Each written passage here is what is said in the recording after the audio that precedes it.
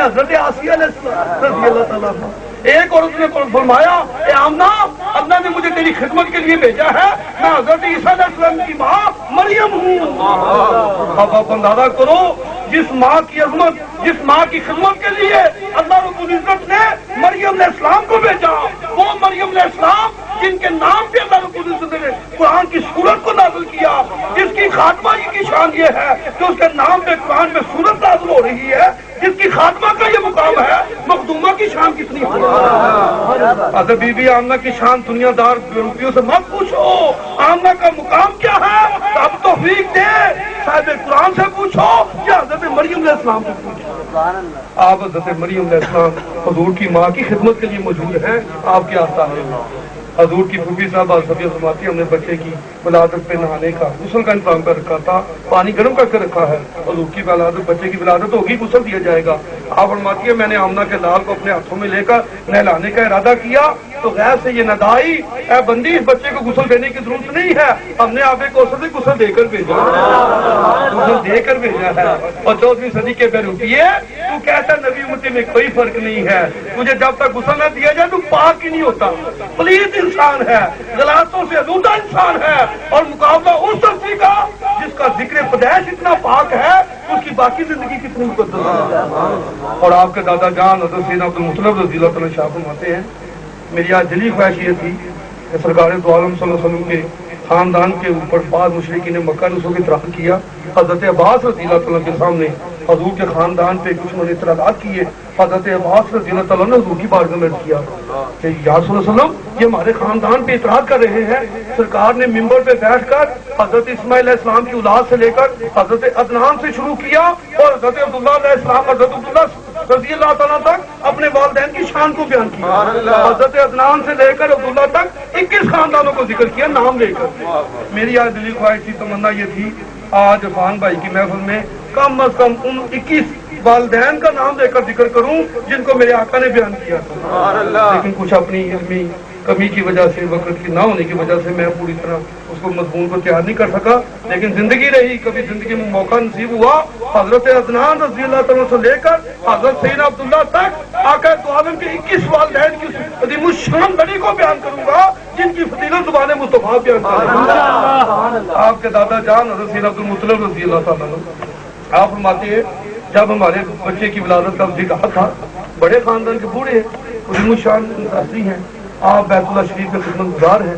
آپ فرماتے ہیں مجھے معلوم تھا کہ میرے گھر میں یتیم پوتا پیدا ہونے والا ہے, تو فرماتے ہیں میں بیت اللہ میں بیٹھ کر دعا کر رہا تھا کہ یا اللہ وہ بچہ عطا فرمانا جو ہمارے خاندان کے لیے عزت آبرو کا, جو خاندان کے لیے بہت زیادہ شرف کا باعث ہو. فرماتے ہیں میں دعا مانگ رہا تھا, میں نے صبح صادق کے وقت مجھے اطلاع نہیں ملی, صبح صادق کے وقت میں نے دیکھا کہ بیت اللہ شریف جھوم رہا, بیت اللہ شریف وجد کر رہا ہے, جھوم رہا ہے. اور بیت اللہ شریف جھومتے ہوئے مقام ابراہیم کی طرف جہاں بیت آمنہ تھا اس طرف سجدہ کر رہا, سجدہ کر رہا. اسی اسنا میں مجھے اطلاع دی گئی اے سیدنا عبداللہ حضرت عبدالمطلب تمہیں مبارکباد ہو, اللہ نے تجھے یتیم پوتا عطا فرمایا. آپ اندازہ کرو بیت اللہ میں حضور کی ولادت کے دن 2 کام بیک وقت ہو رہے ہیں, 2 کام بیک وقت ہو رہے تھے. بیت اللہ شریف وجد کر رہا تھا, خوشیوں کا اظہار کر رہا تھا, اور بیت اللہ شریف کی در و دیوار کے ساتھ جو بدھ لٹکے ہوئے تھے وہ منہ کے بل گرے, منہ کے بل گر رہے تھے. جہاں سے نتیجہ یہ نکلتا ہے میرے آقا کی میلاد کی رات خوشی کا اظہار کرنا یہ بیت اللہ کی سنت ہے, اور آقا کے میلاد کے دن ناراض اور ناراضگی کا اظہار کرنا یہ بتوں کا کام ہے.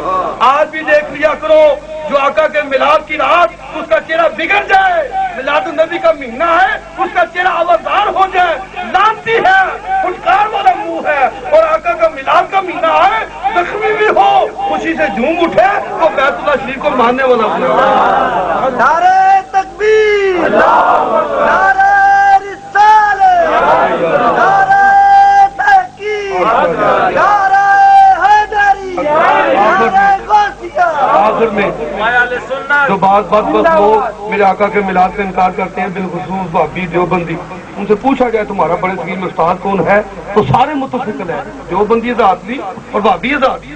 حاجی امداد اللہ مہاجر مکی کو اپنے استاد کہتے ہیں جو ہمارے استاد ہیں. اب یہ شاگرد کہتے ہیں میلاد النبی شرک ہے. ایک دفعہ مجھے جلسے کا موقع نصیب ہوا تو وہاں ایک رکھا دوستوں کو ملا کہ میلاد النبی کرانا اور اس میں جو کچھ رسمیں ادا کی جاتی ہیں، نعتیں پڑھنا، دروشی پڑھنا، یہ سب بدعتیں ہیں، کرنے والا گناہ گار ہوتا ہے۔ لعنت اللہ، جھوٹوں پہ خدا کی لعنت، ان بدبختوں پہ اللہ اور اس کی رسول کی لعنت ہے۔ کہتے ہیں میلاد النبی کرنے والا گناہ گار ہوتا ہے۔ یہ اپنے آپ کو شاگرد کہتے ہیں حاجی امداد اللہ مہاجر مکی کے۔ آؤ شاگردوں کی بات ان سے مت پوچھو، ان کے استادوں سے پوچھے۔ یا حضرت آقا کا میلاد ہونا چاہیے کہ نہیں ہونا چاہیے؟ حضرت حاجی امداد اللہ مہاجر مکی فیصلہ ہفت مسئلہ میں شاہ فرماتے ہیں، صفحہ نمبر 2، چھوٹا سا رسالہ، میرا 20 صفحوں کا شاید وہ پمفلٹ ٹائپ رسالہ ہوگا، عام لوگوں کو مل جاتا ہے۔ کسی کتب خانے پہ جا کر کہیں مجھے حاجی امداد اللہ مہاجر مکی کا رسالہ چاہیے، فیصلہ ہفت مسئلہ، صفحہ نمبر 9، اس پہ آپ شاہ فرماتے ہیں فقیر ہر سال اپنے گھر پہ آقا کا میلاد کراتا ہے۔ شاگرد کہتے ہیں میلاد النبی بدعت ہے، میلاد النبی کرانا گناہ ہے، اور استاد صاحب فرماتے ہیں فقیر ہر سال اپنے آقا کا میلاد کراتا ہے اور اس کے آخر میں کھڑے ہو کر درود و سلام پڑھنے میں لذت پاتا ہے۔ اب دیکھو کتنے ظالم قسم کے شاگرد ہیں۔ استاد تمہارا ہے اور عمل ہم کرتے ہیں۔ تم بدبخت شاگرد ہو، نامراد شاگرد ہو، اور ہم حاجی امداد اللہ مہاجر مکی کے حقیقی شاگرد ہیں۔ ان کے قول پہ عمل بھی ہم کرتے ہیں، ان کے فعل کے مطابق پیار بند بھی ہم کرتے ہیں۔ آپ فرماتے ہیں فقیر ہر سال آقا کا میلاد کراتا ہے اور اس کے آخر میں کھڑے ہو کر درود و سلام پڑھنے میں لذت پاتا ہے۔ انہی بدبختوں سے پوچھو یار تمہارا بھی کوئی مرشد ہے، حالانکہ یہ ولی کے قائل نہیں ہے، نام کے ساتھ انہوں نے اپنا ولی بنا رکھے ہیں، ورنہ یہ ولیوں کو ماننے والی مخلوق نہیں ہے۔ جو نبی کو نہیں مانتی وہ ولی کو کیسے مانے گی؟ جو نبی کی شان کو نہیں سمجھتا اسے ولی کا مقام کیسے سمجھ آئے گا؟ ولی کا مقام اسے سمجھ آ سکتا ہے جو نبی کی شان کو سمجھنے والا۔ یہ کہتے ہیں جی ہمارا مرشد جو ہے نا، ہمارا رہنما جو ہے بڑے سکی پاک و ہند میں شاہ ولی اللہ محدث دہلوی، شاہ ولی اللہ محدث دہلوی ہیں، وہ ہے ہمارے مرشد ہیں۔ تو آج ان کی بارگاہ میں چڑھتے ہیں، حضرت صاحب یہ بدبخت لوگ آپ کو مرشد ماننے والے کہتے ہیں میلاد النبی شرک ہے، میلاد النبی بدعت ہے، آپ کا اس نے عمل کیا ہے؟ آپ بھی شاہ فرماتے ہیں میرے والد شاہ عبد الرحیم رحمۃ اللہ تعالیٰ نے ہر سال اپنے گھر پہ آقا کا میلاد کراتے ہیں، اور اس کے آخر میں عظیم الشان لنگر کا اہتمام ہوتا ہے، ہر سال، ایک سال نہیں، ہر سال آقا کا میلاد، اور اس کے بعد وسیع دسترخوان ہوتا۔ آپ فرماتے ہیں ایک مرتبہ جیب اجازت نہیں دے رہی تھی، تنگ تھی، جیب تنگ تھی، تو فرماتے ہیں میرے والد صاحب کے پاس چند پیسے تھے، آپ نے اپنے کسی مرید شاگرد کو بیچ کر بھنے ہوئے چنے منگائے، آقا کی میلاد کی محفل ہوئی اور سامعین نے بھنے ہوئے چنے تقسیم کر دیے، بھنے ہوئے چنے۔ فرماتے ہیں دل پہ بڑا بوجھ تھا، دل پہ بڑا کلک تھا، آقا کے میلاد کی محفل بھنے ہوئے چنے۔ فرماتے ہیں اسی کشمکش میں آنکھ لگ گئی، آنکھ لگی سوئی ہوئی قسمت جاگ گئی۔ آنکھ کیا لگی؟ شاہ عبد الرحیم فرماتے ہیں میں سو گیا، مجھے راحت کمری والی سرکار کی زیارت ہو رہی۔ اسے نتیجہ یہ نکلتا ہے جو میلاد النبی کراتا ہے اسے سرکار دو عالم کی زیارت ہوتی ہے۔ یا رسول اللہ کے منکر کو کبھی زیارت نہیں ہوگی، میلاد النبی کے منکر کو کبھی زیارت نہیں ہوگی، یا رسول اللہ پہ اعتراض کرنے والے بدبخت کو کبھی میرے آقا کا دیدار نہیں ہوگا۔ حضور کا دیدار اسے ہی ہوگا جو میلاد النبی کرانے والا ہوگا، یا رسول اللہ کے نعرے لگانے والا ہوگا۔ شاہ عبد الرحیم فرماتے مجھے حضور کی زیارت ہوئی، میں نے سرکار دو عالم کو دیکھا، سرکار دو عالم کا بددعا چہرہ، ماں زاگر بسر و ماں تغاوا سرما لگی والی آنکھیں، میں نے حضور کا جلوہ دیکھ کر میرا دل باغ باغ ہو گیا۔ میں نے دیکھا حضور کی جولی مبارک میں کچھ عظیم الشان چیز ہے جس کو میرے آقا خوشی کے ساتھ الٹ کر دیکھ رہے تھے اور بڑے خوش ہو رہے، طبیعت خوش ہو رہی ہے۔ فرماتے ہیں میرے دل کی تمنا ہوئی میں پوچھوں یا رسول اللہ صلی اللہ علیہ وسلم یہ کون سی خوش نصیب چیز ہے جو آپ کے دل کو بہلا رہی ہے؟ میں نے حضور سے پوچھ لیا تو سرکار مسکرائے اور شاہ فرمایا شاہ عبد الرحیم یہ وہی بھنے ہوئے چنے تو ہیں جو تم نے تحفے میں بھیجے تھے، یہ بھنے ہوئے چنے تو ہیں جو تم نے تحفے میں بھیجے تھے۔ اس سے نتیجہ یہ نکلتا ہے محفل میلاد النبی میں جو لنگر تیار کیا جاتا ہے حاضرین سامعین کے ہاتھوں میں بعد میں پہنچتا ہے، میری سرکار کے دسترخوان پہ پہلے پہنچتا ہے۔ آج لوگ کہتے تم میلاد النبی کراتے ہو، پتہ نہیں حضور کو خبر ہوتی ہے نہیں ہوتی، اور بیوقوفوں ہمارا عقیدہ اور ایمان یہ ہے ہم جس کا میلاد کراتے ہیں، جس آقا دو عالم کا میلاد کراتے ہیں، کسی اور کو خبر ہو نہ ہو اس مدنی تاجدار کو خبر ہو جاتی ہے۔ اس لیے میلاد النبی کا تبرک بڑا عظیم الشان، بڑا محترم شان، بڑا مبارک تبرک ہے، اسے ادب سے حاصل کرنا چاہیے۔ میرے عرفان بھائی صاحب نے آپ کے دوستوں نے مل کر بڑی محبت کے ساتھ لنگر کا بھی اہتمام کیا ہے، اسی ادب کے ساتھ، کرینے کے ساتھ، صبر کے ساتھ اور محبت کے ساتھ حاصل کریں۔ وقت کے مجدد امام اہل سنت امام محمد رضا خان صاحب کے دور میں 11वीं शरीफ की महफिल, 11वीं शरीफ की महफिल, चावल के चंद दाने जमीन पर गिर गए, चंद दाने। वक़्त के मुजद्दिद ने वो दाने हाथ से उठाए नहीं, उठाए रुमाल से नहीं उठाए, बल्कि आपने झुककर जुबान से उठाए। अल्लाह करो वक़्त के मुजद्दिद का।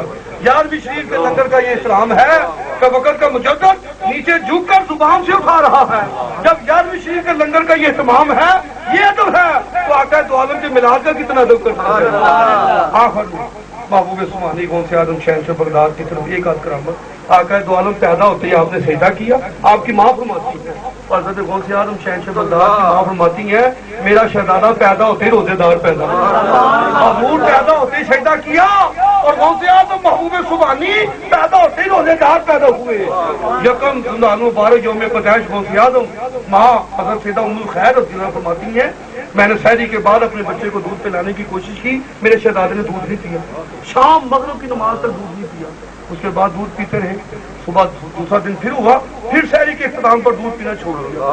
मैंने समझा बच्चे की तबीयत नासाज है, पैदा होते ही पेट में कुछ मसला है, इसका पेट ठीक नहीं, मैदा ठीक नहीं है। फरमाती है दूसरे दिन वही दस्तूर रहा, मगरिब की अजान हुई, फिर मेरे शहजादे ने दूध पिया, तीसरा दिन इसी तरह हुआ, मुझे यकीन हो गया अल्लाह ने जो मुझे शहजादा अता फरमाया है वो माँ के पेट से रोजेदार पैदा हुआ। आज 14वीं सदी का बैरूकिया कहता है नबी उम्मती में कोई फर्क नहीं है, और जिसके खानदान के शहजादों का शहजादा रोजेदार है, जिसके खानदान के शहजादे की ये शान है, उस खानदान के ताजदार का मुकाम क्या होगा, और जिस नबी के गुलामों का ये मुकाम है, उस नबी के अपना इज्जत और शान कितनी होगी। अगर कोई बैरूकिया कहे नबी उम्मती में कोई फर्क नहीं, उसे कौन से आदम की बारगाह में कौन से आदम फरमाएंगे, और बदबख्तों जिस रब ने महबूब के सदके मुझे ये शान दी है, मैं माँ के पेट से रोजेदार पैदा हुआ हूँ, जिस रब ने मुझे ये शान दी है उसने अपने महबूब को कैसा मुकाम दिया। और कौन से आदम शहंशाह बगदाद का एक फरमान आपके शाह फरमाते हैं, कोई महीना कोई दिन मेरी इजाजत के बगैर नहीं बुला, वमा मिन हाशहूरुन और दुहूरुन तमुर्रु अला